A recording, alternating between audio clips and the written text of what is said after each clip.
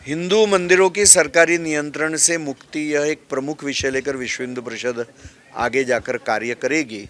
इसके लिए एक जागरण का विषय हम कर रहे हैं पूर्ण देश भर में। तो मुख्यमंत्रियों से मिलना, विधायकों से मिलना, इसके लिए जो एक थिंक टैंक बना है, आचार्य सभा, विश्व हिंदू परिषद, अधिवक्ता परिषद, ऐसे अनेक संगठन मिलकर एक थिंक टैंक इसके ऊपर काम कर रही है।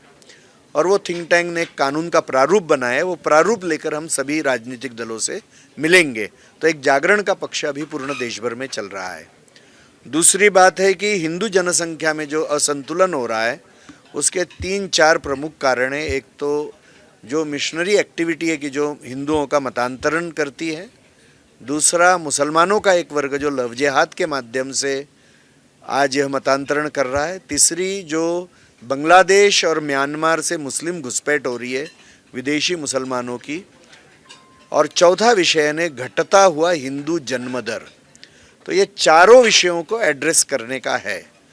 तो मतांतरण रुकना चाहिए, इसके लिए योग्य कानून आने चाहिए, इनकी गतिविधियां रुकनी चाहिए।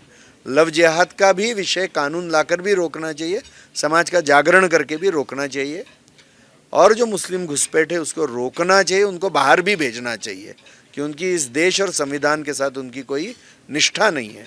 और हर हिंदू परिवार में 2 या 3 बच्चों का जन्म होना चाहिए। ये जागरण का भी विषय है। ये चारों रीति से विश्व हिंदू परिषद कार्य करेगी। वक्फ बोर्ड के कानून में सुधार आ गया, केंद्र यानी संसद में उस पारित हो गया। ये अभिनंदन का विषय है। और जिन्होंने इसको पारित करने के लिए प्रयास किए उन सभी के राजनीतिक साहस का भी मैं अभिनंदन करता हूँ। इसी से मुस्लिम समाज का भी कल्याण ही हुआ है, हिंदू समाज का भी कल्याण हुआ है। न्याय व्यवस्था के ऊपर किसी को भी असीमित और अनियंत्रित अधिकार नहीं हो सकते हैं। और इसलिए ऐसे जो अनियंत्रित और असीमित अधिकार थे उसकी कटौती इन सुधारों के कारण से हुई है, जो अभिनंदनीय है। कानून तो है यहाँ पर, मगर वो कमज़ोर कानून है।